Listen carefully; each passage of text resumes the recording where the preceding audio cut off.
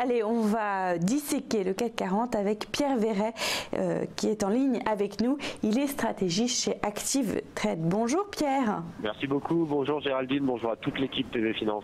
Alors ce matin, on a ouvert avec une légère hausse et il y a une forte volatilité euro-dollar. Absolument, absolument, tout à fait. Alors c'est vrai que j'ai volontairement justement choisi de parler de l'indice CAC 40. C'est vrai qu'on a eu lors de ma dernière intervention le plaisir de discuter justement des marchés indices, des marchés actions en général. On a notamment parlé des indices américains, avec notamment le S&P, le Dow, etc. Et puis on avait parlé des indices asiatiques et également européens. C'est vrai qu'il avait été fait mention en tout début de semaine justement de ce fameux tassement, on va dire, des cours, en tout cas sur les indices européens, chose qu'on ne peut pas encore voir sur les indices américains qui continuent de faire record sur record. Alors, je vais faire un petit point avec vous sur le secteur de la France, avec notre indice phare de la place parisienne que j'ai nommé le CAC 40. Je voulais planter un petit peu avec vous le décor technique et ensuite faire un petit lien avec ce qui se passe et ce qui s'est passé au niveau macroéconomique et notamment avec la réunion de Mario Draghi et puis de Davos cette semaine. Absolument, absolument, une actualité justement qui ne manque pas, en tout cas, de rythmer nos marchés boursiers. Alors, très concrètement, et j'ai volontairement choisi de commencer par un graphique long terme, voire même très long terme, puisque c'est un graphique en données hebdomadaires que je vous ai transmis, qui remonte, qui prend ses racines en décembre 2010. Voilà, comme vous pouvez le voir, on a plus de 7 ans de cotation devant nous, et ce graphique nous aide un petit peu à savoir un petit peu déjà quelle est la tendance de fond, puisque pas mal de traders qui sont vraiment le nez sur leurs écrans en intraday peuvent parfois l'oublier, et également quelle est la phase des cours justement que suivent les cours en tout cas à l'intérieur de cette tendance. Alors la tendance en tout cas de fond, elle reste résolument haussière, je pense que c'est un secret pour personne. On continue d'enregistrer des plus hauts et des plus bas de plus en plus haut depuis le deuxième trimestre 2011. Pour rappel, on était parti d'une zone résolument basse par rapport à là où on était aujourd'hui, puisque la tendance prenait ses origines aux alentours des 2700 points. 2700 points, quand aujourd'hui, comme vous le disiez en introduction, au-dessus des 5500, en tout cas ce matin dans les premières minutes de cotation sur les futurs et puis également sur l'indice cash. En ce qui concerne la phase, donc j'ai parlé de la tendance de fond, on est vraiment dans une tendance haussière. Cela dit, on avait évoqué ce tassement des cours ce lundi, ce tassement des cours, on peut voir que le CAC 40 s'est mis à évoluer à l'intérieur d'un biseau ascendant qui joue le rôle de figure chartiste de retournement lorsqu'elle est placée au fond d'une tendance haussière. C'est vraiment ce qu'on a là, puisqu'on a des cours s'inscrivant à l'intérieur d'un biseau relativement assez loin au sein de leur tendance haussière. En ce qui concerne toujours les indicateurs techniques, on a une moyenne mobile exponentielle à 34 périodes qui reste support pour les prix et toujours ascendante, donc pas de souci à ce niveau-là, mais très situé à un niveau très proche du support dynamique haussier, donc la borne basse de ce fameux biseau. Un dernier mot sur le RSI pour être relativement bref. Alors c'est vrai que celui-ci se continue en tout cas d'évoluer au sein de sa zone d'achat, donc pas de signe de faiblesse à ce niveau-là. On est face à un indicateur qui reste résolument bien supporté par son support dynamique haussier que j'ai tracé en bleu turquoise. Cela dit, c'est là que on peut bien observer justement ce phénomène de ralentissement de tendance haussière que l'on a actuellement.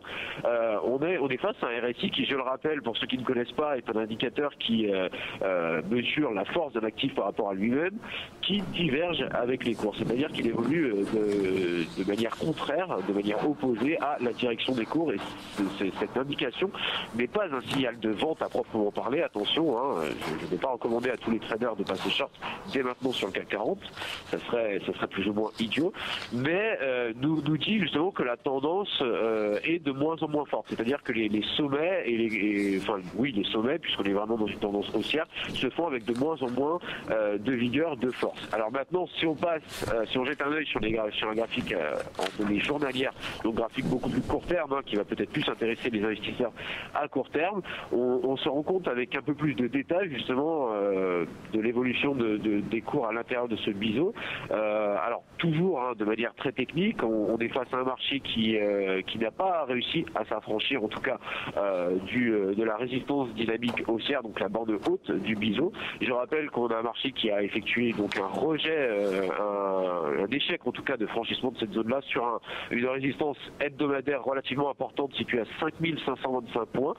Pour l'instant, le marché évolue dans un range vraiment très étroit compris entre 5525 et 5450. Alors c'est vrai que au moment où vous avez transmis ce graphique, on était face à un marché qui retournait justement au contact des 5450, donc dans un mouvement baissier, au contact même aussi de sa moyenne mobile exponentielle à 21 périodes. Cela dit, la réaction semble plutôt positive ce matin puisque, je le rappelle, on est face à un marché qui cote autour des 5517-60 actuellement, donc réaction en tout cas plutôt positive pour cette fin de semaine, suivant justement l'intervention de Mario Draghi et puis celle bien évidemment d'Emmanuel Macron à Davos. Alors toujours pour rester en tout cas sur le plan technique, donc un rebond des cours en tout cas à très court terme sur les 7450. Cela dit, on a un indicateur justement CCI, le fameux Commodity Channel Index, qui mesure en tout cas la directionnalité des mouvements, qui lui nous donne un signal clairement de vente, un signal baissier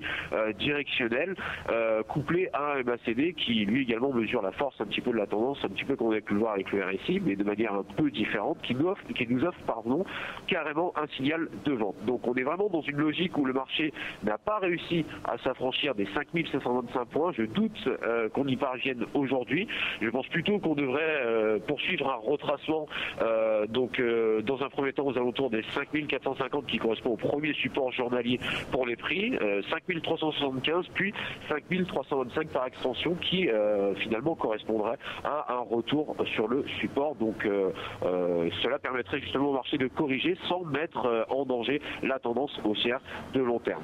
Un petit mot sur ce qui a été dit justement hier notamment par Mario Draghi lors de la réunion de la BCE, réunion qui n'a pas manqué encore une fois de ramener beaucoup de volatilité sur les marchés. Mais écoutez, on est face à un banquier central qui se félicite un petit peu qui garde déjà premièrement sa politique inchangée avec aucun changement sur les taux, une information qui a pu faire le tour de la planète finance, je pense. On est face également à un banquier central qui se félicite justement, je le disais à l'instant, des conditions économiques dans la zone euro, des conditions qui restent meilleures qu'attendues au regard des dernières statistiques économiques. Je rappelle que pour la zone euro, en tout cas, on reste sur une croissance de 0,6%, légèrement en baisse par rapport au trimestre dernier. On a un chiffre du chômage qui est en baisse également à 8,7%, et une inflation, qui, comme vous le savez, reste une statistique justement extrêmement scrutée par les banquiers centraux dans l'établissement de leur politique monétaire.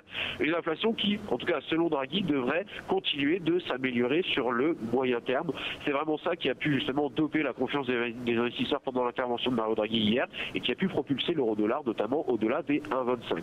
Pour finir, on a certaines incertitudes, pour finir encore une fois avec le Forex, on a certaines incertitudes liées à la volatilité de la devise, de la devise européenne, donc de l'euro, mais également du marché Forex dans son intégralité. C'est vrai qu'on est face à une classe d'actifs au niveau du Forex qui reste très volatile en tout cas en ce début d'année, et vraiment cela reste finalement des évolutions des données qui sont surveillées de très près par les banquiers centraux. Bien évidemment, comme vous le savez, une hausse des taux, donc si une amélioration en tout cas des conditions économiques venait à se produire dans la zone euro et que toutes les conditions venaient à être réunies pour une hausse des taux, cela doperait immanquablement justement la confiance des investisseurs dans la monnaie, ce qui continuera à la propulser sur de nouveaux plus hauts, et ce qui ne manquerait pas du coup par effet mécanique d'impacter justement négativement les marchés actions, et surtout les grands indices européens qui sont exclusivement composés de grands groupes exportateurs pour lesquels une hausse de la monnaie serait vraiment un handicap. Alors bien évidemment, tous les investisseurs ont désormais tous les regards